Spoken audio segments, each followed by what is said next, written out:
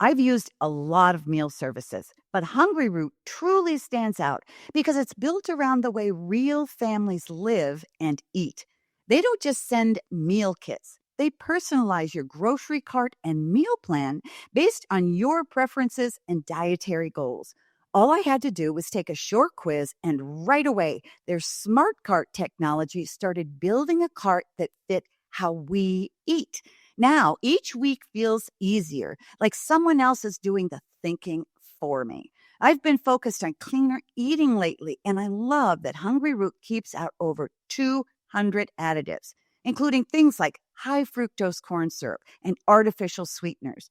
Their meats are hormone and antibiotic free, and the produce options include organic and non GMO picks. They also stock brands I already trust, like Oatly, Vital Farms, and Harmless Harvest.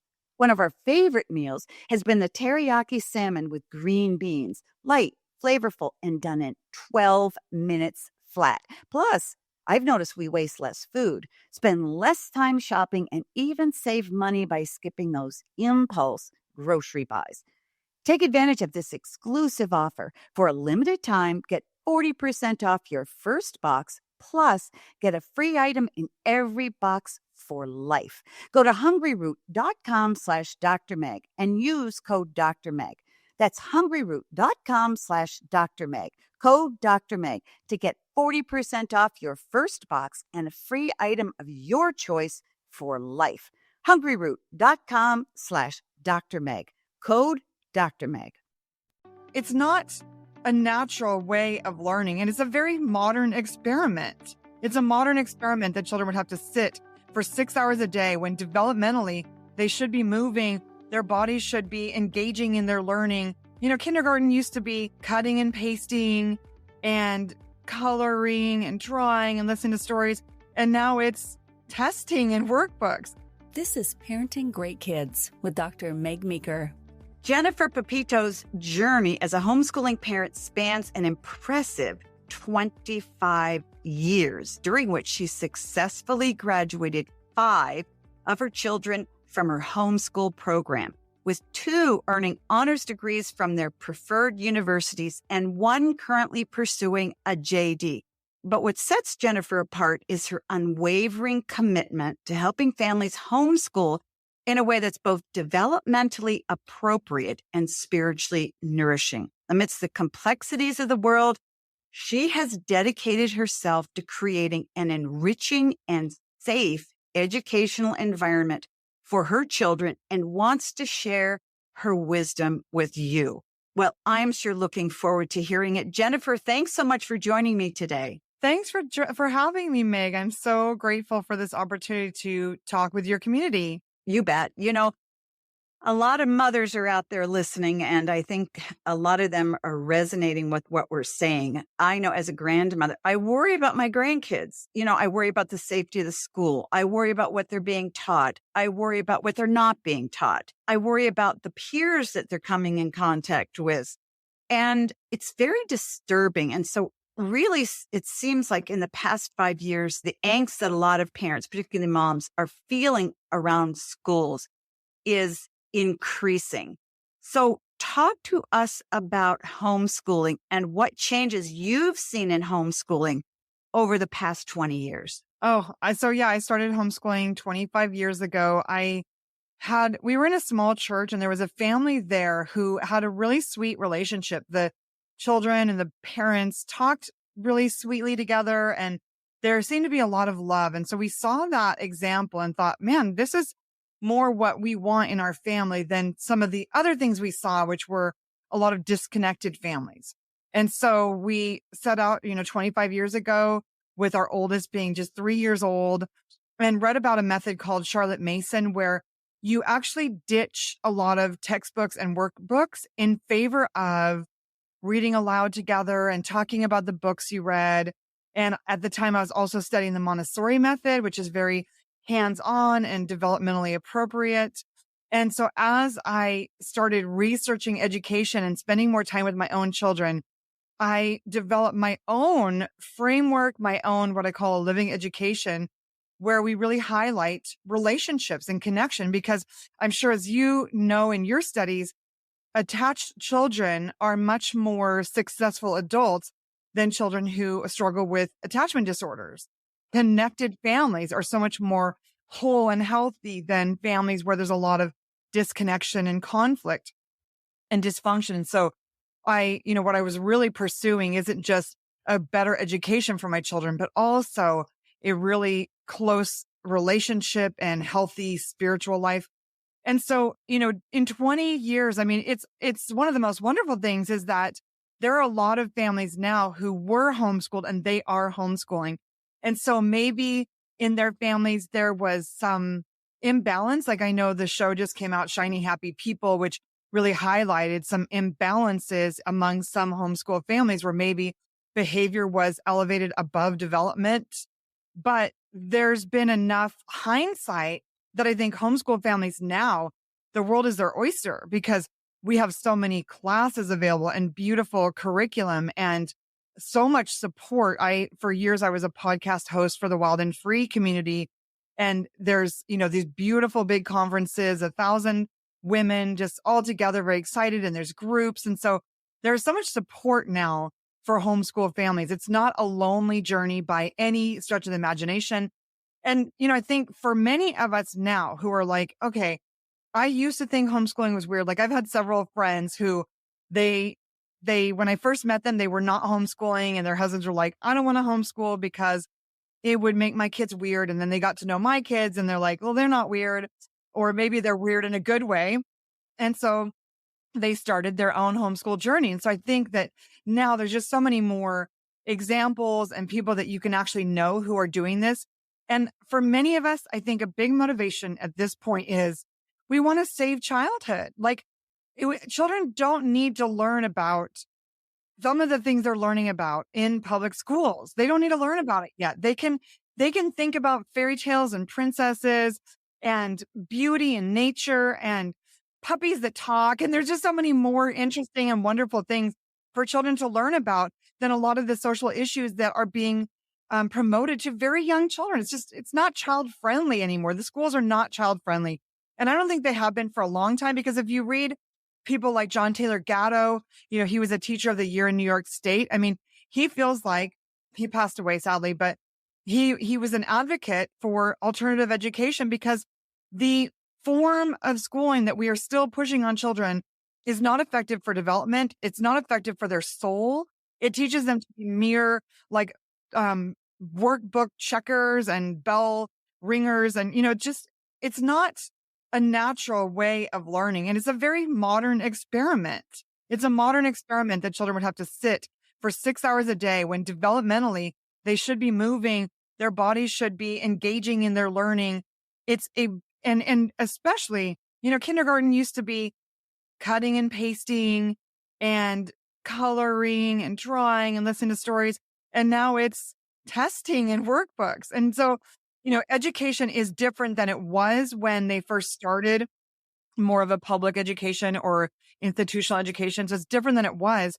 And the results are worse every year. I think California, there is a study that a couple of professors from Stanford did that just found how much learning loss happened over COVID. And it gets worse every year. Like every year they're having to lower the standards and lower the expectations because it's not an effective way to learn, to sit in a classroom all day and be bored out of your mind. I think it was Plato who said the only real education is self-education. The rest is a mere veneer. That's very compelling. And I think that I've seen huge changes in homeschooling. I remember when our kids were growing up, I wanted to homeschool each of them for 3rd or 4th grade. But at that time, there weren't many people homeschooling. And I think there were 1 or 2 curricula out there and nobody else was doing it. And they didn't want to feel like oddballs, and now it's completely changed. And I've seen a huge swell in the number of parents in my practice who are homeschooling their kids. I'd love to see some research on the percentage of kids that are identified as ADHD in the homeschool community versus the public school community. Because I've always believed that if you have a bouncy boy who has difficulty sitting still, he needs to move. And a lot of times what will happen is the teacher will get angry at him. He's in third or fourth or fifth grade, and they make him stay in for recess. And I thought the kid needs a big tree in the playground at school or at home. Do you know anything about that? Brian Ray has done a lot of homeschool research. I have not seen research on ADD, but I think you're absolutely right. So much of the reason that children get medicated in school is because they can't sit still. Whereas in homeschooling, I have a couple of kids who have sensory processing issues or just maybe a little bit on the ADD spectrum, and they can sit on a ball to do their work. That's why I've got a yoga ball all over my house. They can sit on a ball to do their work. They can stand up when I'm doing our read aloud time. They can be playing with Legos. We incorporate a lot of movement into our home because boys were not made, I don't know that any of us were made to sit for 6 hours at a time, and really very short breaks. Like you get 2 recesses and a lunch break. So I don't think any of us were made to live like that. And so of course, ADD is skyrocketing in family, in institutional schools. Whereas in a homeschool, there's just so many more accommodations you can make to help those children to learn at their own pace and in their own way. Talk about the subjects that are critical in teaching in homeschooling, because I think a lot of parents are concerned about what's being taught in public schools and private schools. So academically, where is your focus with homeschooling? Yeah, I love that question because we use what is called a Charlotte Mason education. And what we realize is that in language arts, for instance, so many schools spend most of the day on math and language arts and very little time on art or history or science. And yet language arts, what is it? It is the ability to compose beautiful sentences, to communicate in a beautiful and clear way. And how do you learn to communicate well? Well, in schools, they think it's by reading short, boring, age-appropriate sentences and then answering questions about it. Or, maybe underlining the verbs or in whatever way they bisect or they bisect the parts of language arts and do all these different classes or workbooks for the different parts of language arts. Well, in a Charlotte Mason homeschool, instead of having our children do a grammar workbook, a spelling workbook, a reading workbook, a handwriting workbook, a writing workbook, instead, we read beautiful books together. We read several chapters a day. Maybe we'll read out of a literature selection like The Horse and His Boy by C.S. Lewis. We would then also read something from science, for instance, Galileo by Jean Bendick. And then maybe we would read a history resource as well. Our Island Story is one that some of us have been reading. So we'll read from maybe 3 different books during what we call morning time. And then as we read, our children might be copying sentences from the books. Last year, my children copied Gerard Manley Hopkins' poetry, The World is Charged with the Grandeur of God. It's sprung out like shook foil. Like it's a beautiful poem. So they copy that, or they copy scripture. They will write about what we read, or we might just talk about it. And so instead of having all these tedious workbooks in 1 year, I might also add in a grammar resource for the year. Julie Bogart of Brave Learner talks about focusing on grammar just 3 times in your child's educational career, because they're learning as they listen to these beautiful stories. As they read quality literature, they are learning how to compose beautiful words and sentences and how to communicate beautifully. So they don't need all these workbooks that end up being just busy work. I mean, schools have to keep children sitting still and quiet and busy. And so they stack on all this tedium. But in the homeschool, we can be a lot more efficient, reading out loud. And so we do cover all the subjects. We cover all the humanities. In my homeschool, we look at art at least once a week, fine art. We read from poetry, history, science, the Bible, and literature. And that's a big core of our learning. And then math is so important. I think that homeschoolers get a bad rap for being behind in math. But what I've found is we can outsource.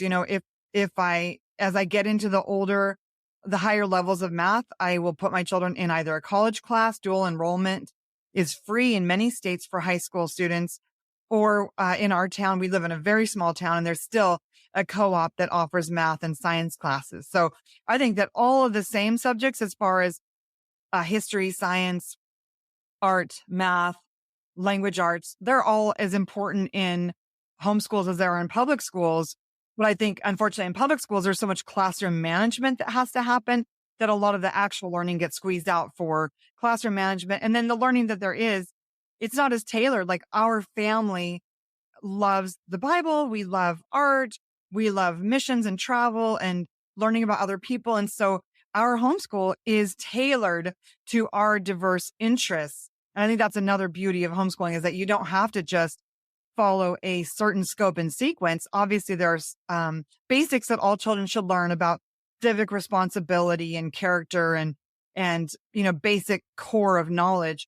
But I think that from family to family, we can highlight what is actually interesting and exciting for our own families and create a beautiful culture around what we love.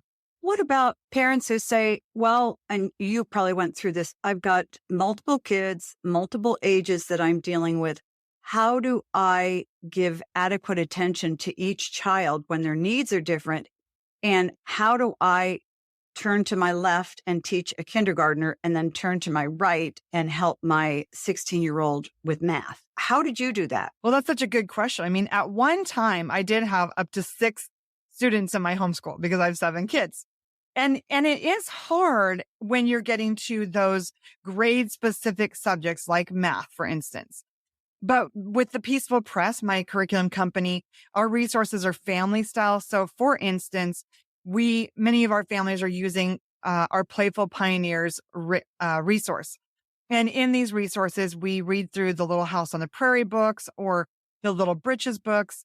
And then for the older children, there's an independent reading list. And so the older kids are going to read a little bit more from that list. And then the younger children will just stay with the main literature readings. And then we have student sheets. So the older children will copy their own work. The younger children will trace some words. So most of our core subjects, history, science, literature are done together. And then we just have to break up into our age level for math and maybe grammar or phonics. Like a younger child might be doing phonics, an older doing grammar. And I found some really good resources that are easier to use. For instance, there's a book called Explode the Code. It's very easy for children to use. It's a great phonics resource, and it doesn't take a lot of parental guidance for that. So a kindergartner could be working on that while you help a high schooler understand essays. But then there are also so many online resources now, like Khan Academy is an amazing resource for homeschooling, especially those upper levels. During COVID, they sent out a really helpful email with kind of like a grade by grade, how to use Khan Academy. I'm sure that's still available on their website, but just they have a plethora of videos explaining any difficult math concept or any difficult science or history or language arts concept that you could think of.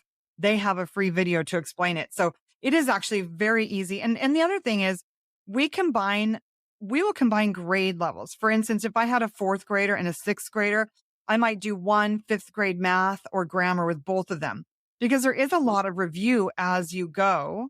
And so, combining a grade level and maybe you have to work a little bit more with the younger one, but that at least eliminates one teacher book and one set of grading. It can be combined with a few ages because, like I said, so much of it cycles through and repeats. And so you just combine those grades instead of trying to manage, say, 4 different teacher manuals. Well, folks, we will be back. I need to take a quick break. You know that moment when your child lights up because something finally clicks? That's what every parent wants, to see their child thrive. But when school just isn't the right fit, that joy can fade. That's why I want to tell you about K-12 powered schools. These are tuition-free, accredited online public schools for kindergarten through 12th grade. They're designed to meet your child where they are so they can learn at their own pace, in their own space, and a curriculum that fits their unique learning style. And here's what sets it apart. This isn't homeschooling. You're not the teacher. K-12's state-certified online educators are trained to make lessons interactive and engaging using innovative technology. And your child still gets social experiences, clubs, extracurriculars, even in-person events. K-12 has helped over 3 million families give their kids the tools to thrive, and they've been doing it for more than 25 years. It could be exactly what your child needs. Visit k12.com/Dr. Meg to find a tuition-free K-12 powered school near you and enroll today. That's k12./DRMEG, all caps. Some days, parenting feels like chasing moments that never quite land. You ask a question, they shrug. You try again, they look at their screen. And you wonder, why is this so hard? That's why I love FamGabs. It's a 70-card deck created by a child therapist who spent 16 years working directly with families, helping parents and kids break through the awkward one-word answers and really connect. The questions are open-ended, thoughtfully chosen, and designed to get your child talking and keep the conversation going. There are even bonus cards just for parents to help you build your confidence in your connection toolbox. If you've ever wished for a better way to understand your child or just to have more meaningful conversations as a family, FamGabs is such a gift. Search FamGabs on Amazon and use promo code Dr. Meg Pod during checkout to get 10% off your order. That's FAMGABS on Amazon. Use promo code Dr. Meg Pod and get 10% off your order.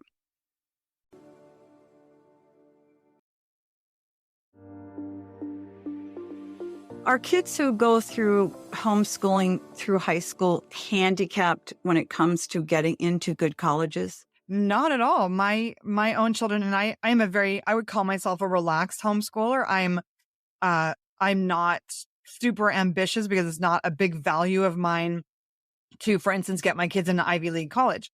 However, I still, several of my children did apply for private Christian colleges and earned scholarship money with their SAT scores. So it's easy. And they did that right after high school. They ended up using the community college system and being able to get through university debt free. And so, we decided what our value was a debt free education. Maybe we'll change in the future. But yeah, my children right out of high school, based on their SAT scores, were able to get scholarship money to great Christian colleges like there's one up in Gordon College was one that my daughter applied at and got scholarship money. Simpson College, another one applied at and got scholarship money. And then the daughter who's finishing her dissertation for a Juris Doctorate has been going to Queen's University in Northern Ireland. Wow, that's pretty impressive. Let's turn and talk about your book, which is, I love the concept of it. Mothering by the Book, the power of reading aloud to overcome fear and recapture joy.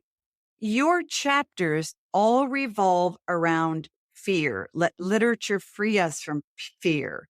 Overcome the fear of the baby years. Overcome the feel of failure. Overcome the fear of my children being behind through balance. How did you come to write so much about fear? I think moms just deal with a lot of anxiety. I'm sure you've encountered that in the moms that you've dealt with in your practice. We care so much, and often that ends up looking like fear, like, oh, don't jump on the trampoline, or don't go outside, or don't, there's so many things that we're worried about. But what I realized in my own life is that my fears for my children, I wanted to give them a perfect life and a perfect childhood, but my fears surrounding that were actually robbing them of a perfect childhood, because then I ended up kind of being up in my head and worried. And I had this sort of grimace on my face a lot of the time, instead of just really enjoying my time with them, enjoying this short season of motherhood. And so, I really wrote that book as a love letter to young moms, because it's so destructive to our children. We think that we're just being good moms by constantly worrying and being afraid and being so anxious and concerned, but it does steal a lot of the fun out of parenting. And you see, the problem is when our kids look at our faces and they see us looking so worried and anxious, they think that they are the cause of our unhappiness. We're just concerned. We just want them to be happy, but they look at us looking so unhappy and they think they've made us unhappy. And there's so many small things like Did my children fall behind on school over the summer? Will my children be able to get into college? Like, we project so far in the future with these big fears, and then we end up stealing the joy of the present. And so it was just a call to moms to really learn to take those thoughts captive. I think a lot of times our fears originate in childhood trauma. And so for me, I developed a practice of just asking Jesus, like, where did this start? What's going on that I'm feeling so anxious about what seems like a small thing? Even driving in a car, I've had a couple of my kids get in fender benders, or not injury related accidents, but small ones. And then I realized I was getting very anxious being in a car. And so I needed to just take that to the Lord and ask him to show me what was true about that situation, and comfort me. And, I realized in that whole process that as a child, I had been in a car accident with my parents, and nobody was hurt, but it was a very big memory. And so in that experience of realizing, oh, there's some car related stuff going on, I really invited Jesus to comfort me and shed some light on that experience, which then I think diffuses a lot of the adult anxiety around these experiences. When we can figure it out and heal some of that childhood trauma. I loved the book by Kobe Campbell, Why Am I Like This? She's a psychologist, and she wrote a book called Why Am I Like This? And she talks a lot about that kind of process of learning to heal some of our childhood memories so that we can be more relaxed and happy and comfort, regulated adults is the way they say it. I love it. A lot of parents are fearing that they will fail, and they're also fearing that their children won't have a good future. So talk to us first about parents, mothers in particular, feeling like they're going to fail their children. Yeah, I think that's so common. And it's interesting. I'm reading a story right now about a man who became I think a renowned or at least successful minister in his circle of influence. And just what a terrible childhood he'd had, and what horrible problems he'd even had in young adult. And there are so many books like that. Another one I just read talked about a woman who, had some problems as an adult woman, and it kind of traced back to some of her childhood experiences. And so the truth is, we will fail. The truth is, we will try our best as parents, but we will make mistakes. We will fail, and our children will struggle as well. Adam, my friend said this to me. Adam was in the garden with the perfect father, and he still screwed up so bad that it brought sin into the world for all of us. And so for any of us as mothers to think that we could be perfect and we would not fail and our children would never have any problems is a pipe dream. And so I think it's better early on to realize, what, I'm going to do my best to mother these children. They're gifts from God, and I'm going to do my best. But I'm also going to have the humility to realize I'm not so powerful that up to me, I can ruin them on my own. And I'm not so weak that it's all me, whatever happens. And so just take each day as it comes and really enjoy the day, love the day. It's interesting. I think about my own parents, like they had both of them a little bit of a rougher childhood in a sense. I mean, big families or not a lot of money or things like that. And then as parents, I mean, they had their own trials while they were parenting myself and my 4 siblings. And yet we all, in many ways, are successful adults. And so I think we put too much pressure on ourselves and maybe even cause more problems for our children by these high expectations and these, worries that we will fail them. I think that some of the kids who turn out maybe the most adjusted are the ones who maybe had parents who were a little bit more relaxed and less worried about the outcome. I think just do your best, enjoy your children, become a better person yourself, and it will work out. There was a book called Selfish Reasons to Have More Kids. I don't remember the name of the author, but he talked about that in the book, how generally your children are going to turn out about like you. But just do your best to be a good person, do your best to be a good parent, and don't worry so much. You're absolutely right, because kids grow up to sort of repeat what they know, what's familiar. And I've had a number of girls say, I will never grow up and yell at my kids the way my parents yelled at me, and so on and so forth. And then they grow up to yell at their kids. So the very best thing that we can do is to relax and be kind to our kids and just be as good as we can. I will never forget a sobering day I had with my son when he was 18. One day he looked down at me, he was quite tall, and he said, "Mom, quit treating me like there's always something wrong with me." And I was stunned. And I thought, well, there's nothing wrong with you.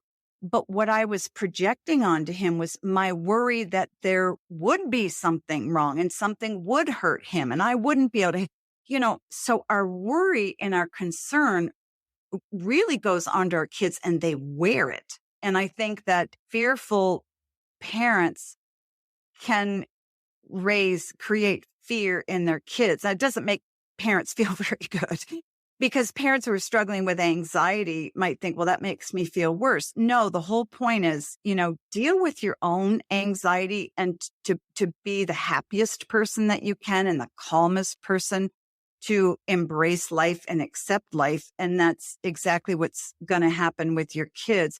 Did you have any kids who had any kind of behavior issues or learning issues or any difficulty that you had to help them struggle with? Yeah. And I just want to say one more thing to what you said. You talked about the mom who yelled at her kids, even though she swore she never would. And one of the best things I've done as a mom actually is forgive my parents. I wish I'd done it earlier, but I think that when we parent on a pendulum, like my parents were like this, and so I'm going to be like this, we're doing it in a reaction. And so it's so much better if we just take time to really forgive your parents. And that might mean journaling about all the things they did that were wrong, but taking time, just really forgive them in a thorough way can release us to parent on a more steady path instead of out of a reaction. And yes, to answer that question, Meg, I have an adult daughter who has special needs. She's somewhere it's, very difficult to pinpoint because some people said auditory processing and other people said low IQ or developmental disability. And so not an easy one to even pin down to figure out what exactly it was. But because of that, we did a lot of occupational therapy. We used someone called a neurodevelopmentalist. She had sensory processing disorder. And so we learned some helpful clues there. And this is one of the reasons I created the Peaceful Preschool, is because many children are a little bit lacking in those motor skills because of the lifestyle that we have. So much time on screens and so little sensory play early on. And so, I created the Peaceful Preschool really to help parents just do some of that sort of occupational therapy type activities earlier so that when your children do hit the academic years, it's easier for them to learn because, they say autism now is like 50% or something of kids are dealing with autism. So really a high percentage of children are dealing with some kind of, whether it's a processing disorder, autism, ADD. And I do think there are things we can do in early childhood and no worries about it, but there are better practices in early childhood, taking care of their health in a better way, maybe making sure that you're doing those developmentally appropriate large motor and fine motor skills building can be really helpful for helping them learn. And that daughter, she loves to read and she's very organized. And so has developed a lot of skills, I think, through some of the stuff that we've done. And, I've had children who might have been diagnosed in other ways, ADD or some of those other kind of issues that children deal with. But we try to live a really holistic lifestyle where we have a good balance of outside time and vitamins and a awareness of how screens affect our mental health. And so I think, there are just better practices as parents, I think, that even if you do have a child with behavior issues or on the spectrum, some of these maybe more healthy or holistic practices can help allay some of those, the effects of that on your family. One of the things that I try to get through to parents, which is difficult for them to receive, is that if you have a child who has behavior disorder, the answer is more time with their parents, not less. And this is hard for parents to wrap their minds around because they think, no, you don't understand. I need to send this 16-year-old away to get fixed. And I said, no, what they really need is more time with you. I don't like the analogy, but you'll understand what I'm saying. when you are training a puppy and the puppy starts to act up, what you do is you tie the puppy to your waist so that you're with it all the time, so that you can catch bad behaviors and start to curb them. In a way, teenagers are like that. A lot of them act up if they're not getting enough attention or enough time with their parents. One of the benefits that I've seen, I'd love to hear you weigh in on this with homeschooling, is that kids get very comfortable being with adults, communicating with adults, and treating adults as adults, not peers. And I think this really helps them. What is your experience with behavior issues with other homeschooled kids and parents? Yeah, I love that you brought that up, Meg, because I actually was I had a child who was a little bit angry. And I was talking to my counselor about it. And I asked, should I bring the child in? What should we do? And she said, the more that you as parents, you and your husband deal with your own anger or angst or your own dysregulation, the more calm your child will be. So I think often our children are just reflecting our own inner emotional state. And maybe we have more self-control. And so we can, be more respectful in our workplace or whatever it is, but they don't necessarily have that external controls to be able to hold down what they're feeling, which often is coming from us. And so, there are things like with the Peaceful Press, we have something called a connection challenge. It's linked in my Instagram, and it's a 10-day connection challenge where every day you look your child in the eyes for 10 seconds. You give them a 30-second hug. You read aloud together and you play outside. And some of these, for a teenager, maybe that's going to be more like you take a walk with them instead of playing outside, and maybe you sit and read together or look at something together, even play a game together. But I think that, children, a hug releases serotonin. Eye contact helps children feel attached, which makes them more mature behaviorally. Gordon Neufeld wrote a book called Hold On to Your Kids. And he talked about just how important attachment is to responsible adult behavior. If children are just sent away, and this is why I'm not a fan of a parenting method that tells you to send your children away when they're not being fun, because really a child who's misbehaving, like you said, needs more time with you. They need to feel loved by you, and they also need your direction and your attention, your concentrated effort. And I know sometimes this feels like a lot, but the problem is if we don't do it when they're young, we're going to be doing it later. Like we're going to be spending time in court with them, or we're going to be spending money on therapies because and not that everything can be avoided by better early childhood parenting. I'm not trying to say that. Sometimes things just happen, but I do believe there are better practices like more eye contact, more connection earlier on that can help children learn to regulate better as adults, learn not to be thrill seekers as adults. So many of the early childhood practices do result in more comfortable and regulated adults. And that, that connection piece, like you said, is an important part of that.